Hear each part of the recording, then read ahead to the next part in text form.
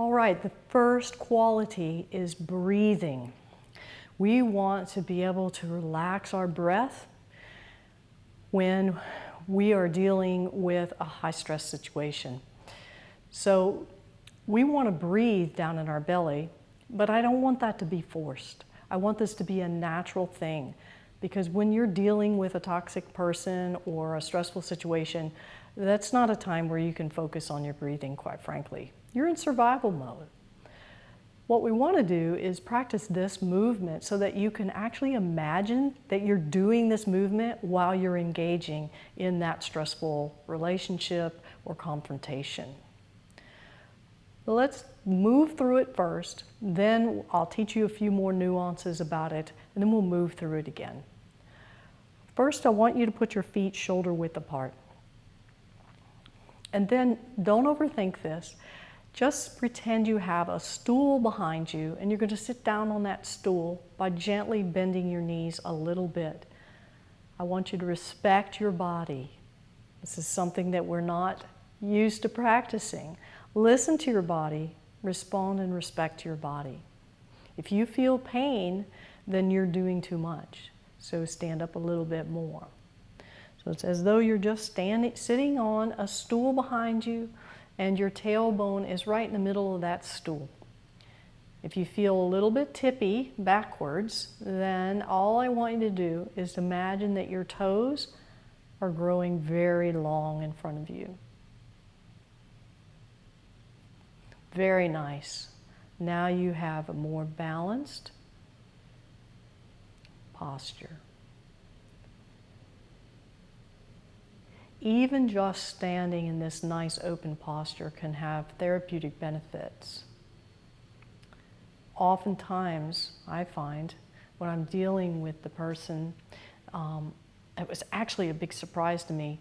I was on the phone with my mother, and I teach Tai Chi. I have this great posture all the time. And when I was on the phone, here I am in my late 50s, and I had a posture of cowering.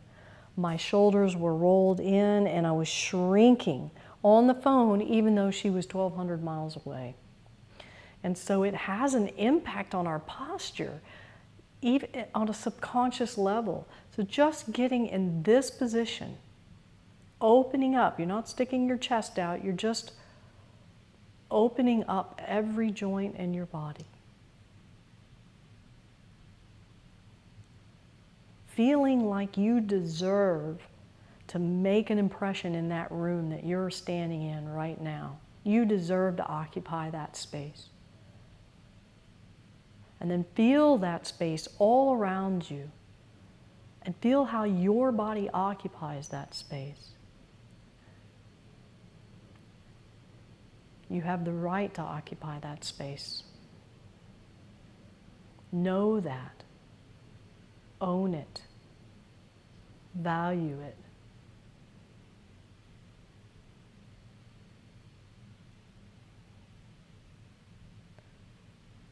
Very nice. And now I just want you to pretend that you're sitting in that stool and you just sort of let go a little bit. You just let your body just sit in that stool pretty heavy, but you keep nice and tall. In other words, we don't collapse. And your arms float up just below chest height, not too high. Remember, we want it comfortable. And then we connect the energy between our hands and just pull that energy apart. It's almost like it's taffy. A little resistance there. Relax your shoulders. You're safe.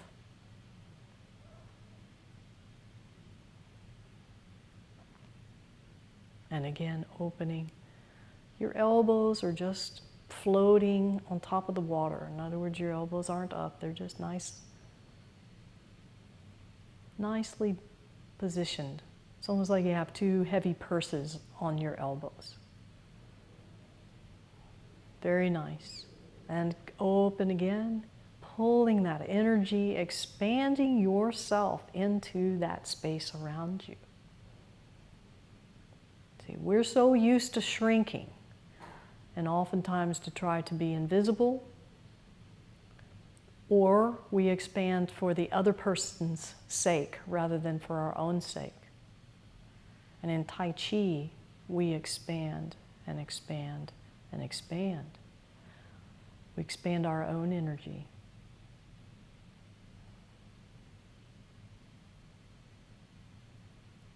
For some of you, this might be a really unique feeling. Just the fact of dropping your shoulders and opening up your joints and taking up that space that is yours.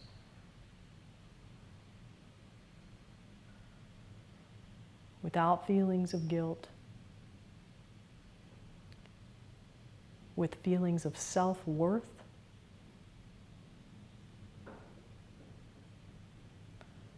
and that you have the right to occupy this space.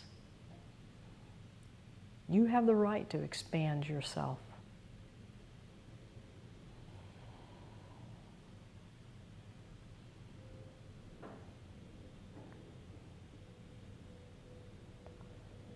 One more time.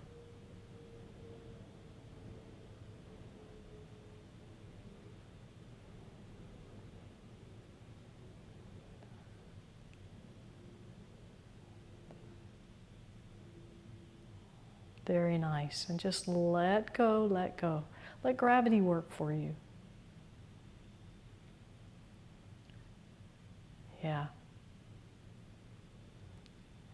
Isn't that nice? And then we'll stand here again and feel how your body occupies this space around you.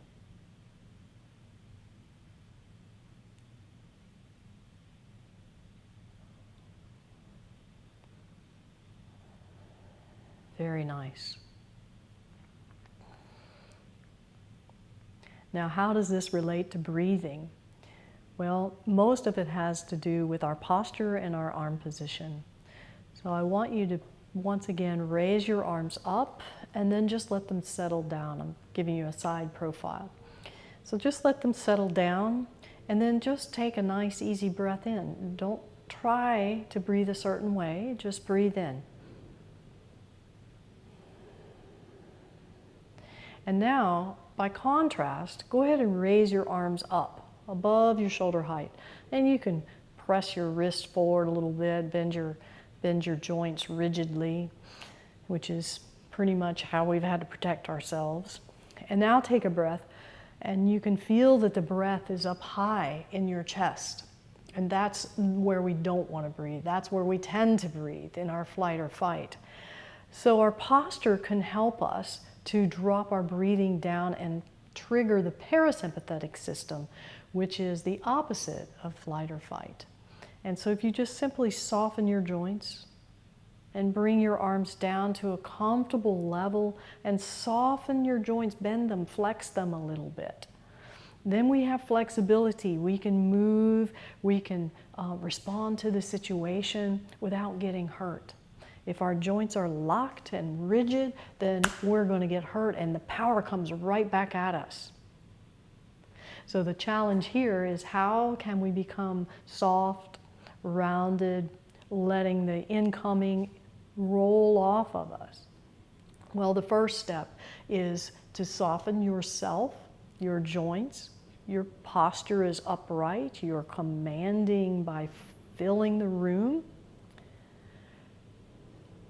And then if your arms are down a little bit lower and you just open a little bit, your breath is naturally going to drop down to the lower abdomen, and that's the parasympathetic system.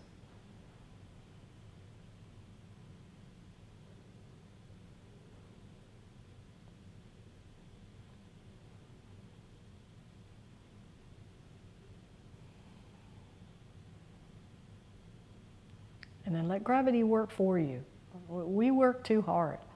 So Tai Chi and Qigong needs to be effortless, not effortful. Haven't we been effortful enough? Probably more so than the average person. So now we get to let go. We need to be effortless when we do these movements. So sometimes what I do in preparation, when I know I'm going to have a phone call, the dreaded phone call, or I know that I'm going to be stepping into a situation where I need to protect myself or establish my boundaries, I'll do a few open closes before I walk into that, even if it's just a metaphorical room. And that helps to calm my flight or fight system. Also, when I start to feel the conflict arising in that very moment, I just get in a real subtle Tai Chi stance, and I'll do open and close, that's the name of this movement, in my mind. It's kind of fun because you've got this going on, la la la la la la la, and the rage and all of that, and inside your mind you're going, you're going somewhere else. You're taking care of yourself. You're lowering your breath cycle. You're injecting your body full of those calming chemicals, turning off the cortisol, turning off the adrenaline, so that you're not getting sucked in to that toxic confrontation. So even though it's a very simple movement, it's powerful. I encourage you to do it throughout your day, whether physically or in your mind. Also, if you have problems sleeping at night, this is something that I'll do, is just I'll lay down in my bed, and of course I'm not, excuse me, I'm not doing opening and close while in the bed, but I just lay there and I imagine it, I feel it. I feel doing opening and close as if I'm really moving through it. And then pretty soon I'm asleep. Yeah. We don't need complexity. We need stuff that works. And this works. So let's move through it again one more time. So getting in your Tai Chi stance and sitting down on your stool, not too deep. Just make it comfortable. This is another skill, listening to your body and responding to it. Occupy the space in the room. Drop those shoulders. Feel like you have the right to own that space in the room. No cowering. Then we'll float our hands up, but not too high, and we'll just keep our joints nicely bent.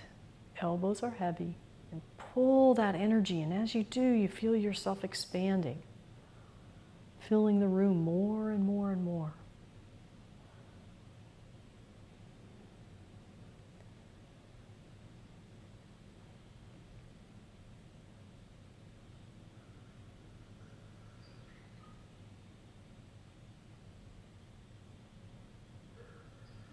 Very nice. Let's do one more. Open.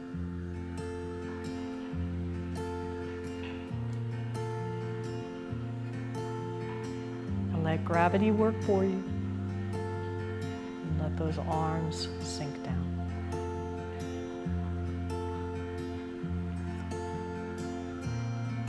Very nice. So you have learned the first Qigong movement called open and close, which gives us that quality of breathing, bringing our breath from the sympathetic flight or fight system down into the parasympathetic system, which treats our body kindly. Thank you for joining me, and I'll look forward to our next lesson.